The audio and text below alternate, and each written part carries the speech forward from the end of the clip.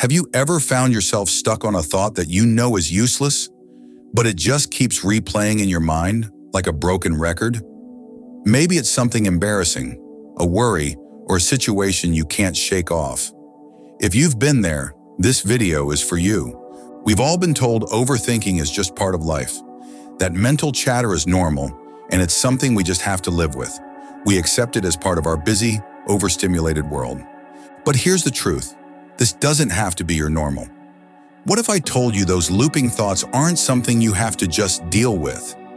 You can break the cycle and take control of your mind. Neuroscience shows every time a thought replays, you're strengthening it in your brain. But people who actively stop the cycle see real results, clearer thinking and better focus. It's not just possible, it's backed by science. In this video, you'll learn why those thoughts keep coming back, how to break the loop and regain focus, and how to train your brain to work for you, not against you. Ready to take control? Let's dive in. Let's start with the real question here. Why your brain repeats useless thoughts. Do you ever catch yourself thinking about the same thing over and over again? You know that one moment of failure or a piece of criticism that just won't go away. Well, here's the thing. Your brain is a pattern-seeking machine. It loves familiarity even if it's unhealthy. It's like listening to a song you hate but can't get out of your head. This happens because your brain doesn't differentiate between productive or unproductive thoughts. It just locks onto whatever grabs your attention. So what can you do to stop the cycle, interrupt the pattern? The next time you catch yourself spiraling into the same old thought, pause and acknowledge it. Just say, "This thought is not serving me," and focus on something else, anything. It could be a positive memory, a goal you're working toward, or just something simple like the color of the sky outside. This is your first step in breaking free from the endless loop. But remember, this is just one piece of the puzzle. If you stop there, you're missing the bigger picture. Let's talk about why your brain gravitates toward these thoughts in the first place. Understanding why your brain fixates on these thoughts is crucial. It's not just about changing a habit, it's about understanding how your mind works. When you interrupt these cycles, you're taking control of your mental landscape. And this is just the beginning. By recognizing this, you're already ahead of the game. But the key is not just interrupting, it's replacing the old patterns with something new, which we'll get into next. Now let's talk about the brain's negative bias, why it clings to the worst thoughts. Have you ever found yourself obsessing over one little mistake while ignoring everything else that went right? It's because your brain is built to focus on threats. This goes back to our ancient ancestors who had to survive by focusing on dangers, like a predator stalking them. Today, your brain still operates the same way, but instead of physical threats, it latches onto emotional ones, rejection, failure, criticism. It's like having a magnifying glass that only zooms in on the negatives. So how do we deal with this? Counterbalance the negative. The next time you catch yourself obsessing over a small mistake, pause and force yourself to acknowledge something positive.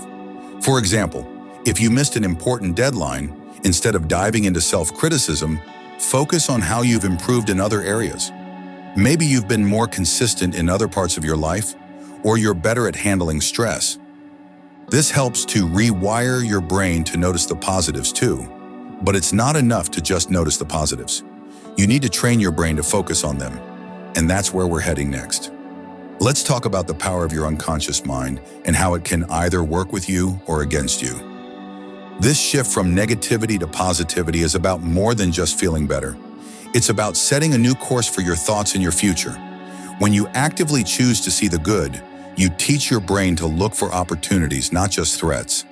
This isn't just about feeling good. It's about creating a new, healthier way to approach life, and it's going to make a huge difference in your mental strength. But to truly harness this, you need to address the unconscious mind, and that's where things get even more powerful. Let's explore something even more powerful. The power of your unconscious mind and how it reinforces repeated thoughts. Ever wonder why a negative thought keeps popping back up even after you've told yourself, "I'm done with that"?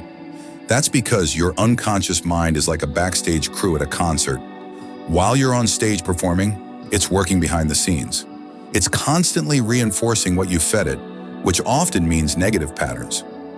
The truth is, your unconscious mind is running the show more than you realize. So how do you take control? Visualize a different outcome. The next time you find yourself dwelling on a past failure or worrying about the future, imagine a successful version of that situation. For example, if you're nervous about a presentation, picture yourself confidently speaking, watching the audience respond positively, and feeling calm and in control. This may feel weird at first, but the more you do it, the more your unconscious mind will start to align with your new, positive vision. You're reprogramming your mind. But it doesn't stop there. While visualization is a powerful tool, we need to address the emotional attachment to these thoughts. That's where emotional detachment comes in. When you visualize a new reality, you're creating a shift in your unconscious programming. Visualization isn't just wishful thinking. It's about rewiring your mind to see and accept new possibilities. By retraining your mind, you start to break the chains that bind you to past failures, unlocking your potential. It's like learning to speak a new language. At first, it feels uncomfortable, but with practice, it becomes second nature. Now let's take this a step further by tackling the emotional ties that keep dragging you back. Now let's talk about emotional detachment, why you don't have to live in your thoughts. Ever feel like your emotions are controlling you? Like you're riding an emotional roller coaster and can't get off? Here's a hard truth. You don't have to live in your thoughts. They don't define you. Thoughts are like clouds. They come and go. But when you attach emotions to them, you give them power over you. Instead of being the observer, you become the passenger. To break free, start observing your thoughts instead of living in them. The next time a negative thought comes up, instead of reacting with emotion, just watch it. It's like standing outside in the rain. Getting wet is optional. You don't need to feel every negative thought. You can simply acknowledge it without getting caught up in it. Try this. When a thought triggers you, set a timer for 3 minutes. In those 3 minutes, just notice the thought, where it's coming from, why it feels so intense. But don't attach to it. This is how you start to detach. Now, while this is incredibly freeing, it's not the final step. Let's zoom out and see the bigger picture of where this leads. Emotional detachment isn't about suppressing your emotions. It's about choosing not to let them control you. When you observe your thoughts without emotional involvement, you create distance from them. This mental distance is where your true freedom lies. It's a shift from being a victim of your emotions to becoming the master of them. Once you gain control here, you're in a much stronger position to shift your focus toward what matters most. That's what we'll dive into next.